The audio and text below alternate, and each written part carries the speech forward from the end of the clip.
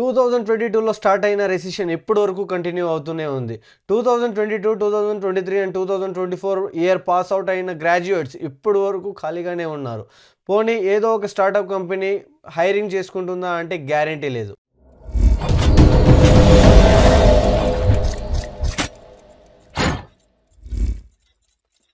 Hey guys, welcome back to our channel. This is Rishikesh. Guys, ఈరోజు వీడియోలో recession and hiring ఎలా జరుగుతుంది, చాలామంది పీపుల్ ఖాళీగా ఉన్నారు, వీళ్ళు ఏం చేస్తున్నారు అనే దాని గురించి ఈరోజు తెలుసుకుందాం. అండ్ ఓపెనింగ్స్ ఎప్పుడు అవుతాయి, హైరింగ్ అనేది ఎప్పుడు జరుగుతుంది, సో మనం ఈ టైంలో ఏం చేయాలి, లేదా హైరింగ్ ఈ రెసిషన్ అనేది కొత్తగా స్టార్ట్ అయ్యిందా లేదా ఇది కామన్గా ప్రీవియస్ ఇయర్స్లో కూడా జరుగుతూ ఉందా అనే దాని గురించి తెలుసుకుందాం. సో గైస్, మీరు కనుక కొత్తగా ఈ ఛానల్కి వచ్చినట్లయితే ప్లీజ్ సబ్స్క్రైబ్ చేసుకోండి అండ్ వీడియో నచ్చినట్లయితే లైక్ చేయండి, ఎందుకంటే 10 మందికి బూస్టప్ అవుతుంది.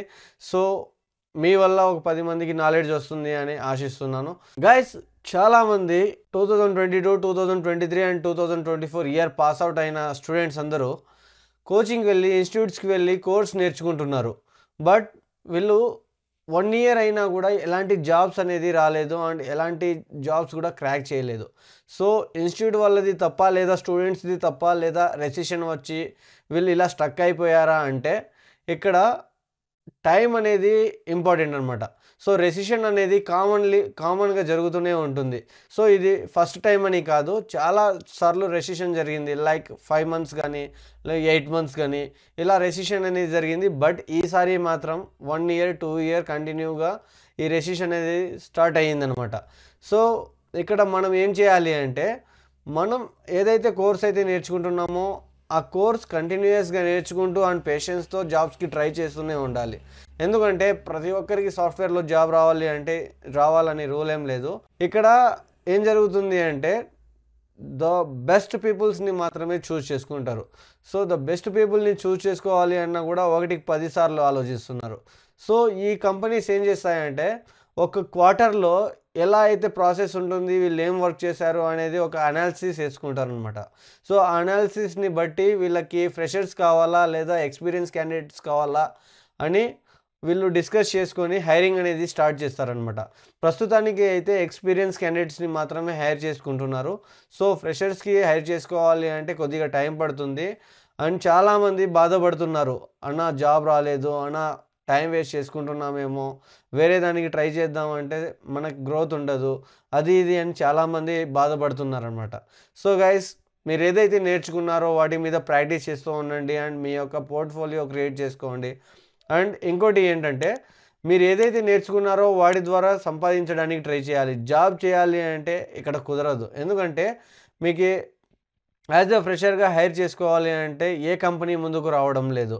సో మీరు ఫ్రీలాన్సింగ్ చేయడం కానీ, లేదా మీ ప్రాజెక్ట్ కానీ మీరు ఒక పోర్ట్ఫోలియో క్రియేట్ చేసుకొని, లేదా కొన్ని ప్రాజెక్ట్స్ని మీరు బిల్డ్ చేసి దాన్ని గిట్హబ్లో పెట్టుకొని మీ యొక్క పోర్ట్ఫోలియోలో మీరు మెన్షన్ చేయాలి అనమాట. సో ఇలా మెన్షన్ చేసుకొని బయట ఫ్రీలాన్సింగ్ అనేది చాలా ఉంటాయి, లైక్ అప్వర్క్స్ కానీ, ఫ్రీలాన్సర్స్ కానీ, ఇలా ఇంకా ఆన్లైన్ ప్లాట్ఫామ్ అనేది చాలా ఉన్నాయి. సో వీటిలో మీరు డైలీ అప్లై చేయడం కానీ, కన్సిస్టెంట్గా అప్లై చేస్తూ ఒక మార్జిన్ని క్రియేట్ చేసుకొని ప్రాజెక్ట్స్ని గ్రాబ్ చేసుకోవడం కానీ, ఇలాంటివి చేస్తూ ఉండాలి అనమాట. సో చాలామంది ఏం చేస్తున్నారంటే ఇలా కాంటెంట్ రైటింగ్ కానీ, డిజిటల్ మార్కెటింగ్ కానీ ఇవి కూడా చేసుకుంటూ మనీ అనేది అర్న్ చేస్తున్నారు. సో మీరు ఒక్కదాని మీద ఆధారపడడం మంచిది కాదు. సో మల్టిపుల్ స్కిల్స్ అనేది ఉన్నప్పుడే మనిషికి ప్రొడక్టివిటీ అనేది వస్తుంది. సో మీరు బాధపడకుండా మల్టిపుల్ థింగ్స్ నేర్చుకోవడానికి ట్రై చేయండి అండ్ వాటితో ఎలా అర్న్ చేయాలి అనేది నేర్చుకోండి.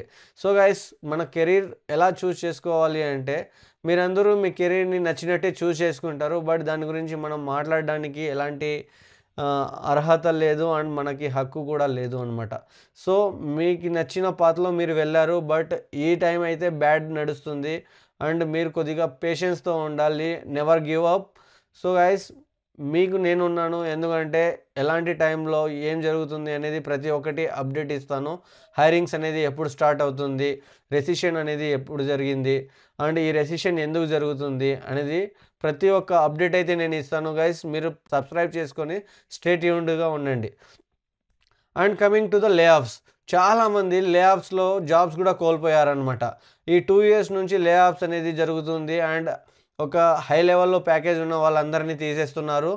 అండ్ ఎవరైతే పర్ఫార్మెన్స్ ఇవ్వకుండా ఖాళీగా ఉన్నారో వాళ్ళందరినీ ఫిల్టర్ చేసేసింది కంపెనీ. సో లే ఆఫ్ అనేది కూడా కామన్గా జరుగుతూనే ఉంటుంది. సో ఏ జాబ్ కూడా పర్మనెంట్గా ఉంటుంది అని గ్యారంటీ లేదు. ఏదో ఒక రీజన్ చెప్పి కంపెనీ ఫైర్ చేయడం కానీ, లే ఆఫ్ చేయడం కానీ ఇలాంటివి చేస్తున్నారనమాట.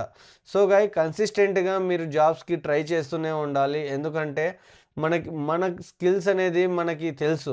సో ఆ స్కిల్స్ని బట్టి మనం జాబ్స్ని అప్లై చేయాలి. ఇప్పుడు టెక్నికల్ సైడ్ వెళ్ళేవాడు నాన్ టెక్నికల్లో జాబ్ చేయమంటే చేయలేడు. ఎందుకంటే ప్రతి ఒక్కరూ ఒక లాజికల్ థింకింగ్లోనే వెళ్ళాలి, ఒక క్రియేటివ్ వేలోనే వెళ్ళాలి అని చాలామంది ఫిక్స్ అయిపోయి ఉంటారనమాట. సో అలాంటి వాళ్ళకి హార్డ్ వర్క్ చేయాలి, ఫిజికల్గా మనం ఇది చేయాలి అనేది ఎవరికి ఇంట్రెస్ట్ రాదనమాట. సో ఇలాంటి టైంలో మీరు ఖచ్చితంగా ఏ పని దొరికినా కూడా చేయాలి, లేదా ఏ వర్క్కి అయినా కానీ మీరు చేయాలి. సో చాలామంది బీటెక్ అయిపోయిన తర్వాత 10,000 కానీ 15,000 కానీ జాబ్ చేయాలి అంటే వాళ్ళకి మనసు ఒప్పుకోదనమాట. సో మీరు ఇలా వర్క్ చేస్తేనే మీకు జాబ్ కూడా దొరుకుతుంది. చాలామంది ఏం చేస్తున్నారంటే నేను ఫ్రీగా వర్క్ చేస్తాను, ఇంటర్న్షిప్ చేస్తాను, నాకు వర్క్ నేర్చుకోవాలని ఉంది అనేసి స్టార్టప్ కంపెనీస్లో జాయిన్ అవుతున్నారనమాట. సో కన్సిస్టెంట్గా మీరు ఎలా అప్లై చేయాలి అంటే మీరు లింక్డ్ఇన్లో అకౌంట్ క్రియేట్ చేసుకోవడం కానీ, నౌకరీలో అకౌంట్ క్రియేట్ చేసుకుని కానీ కన్సిస్టెంట్గా అప్లై చేస్తూ ఉండాలి అనమాట.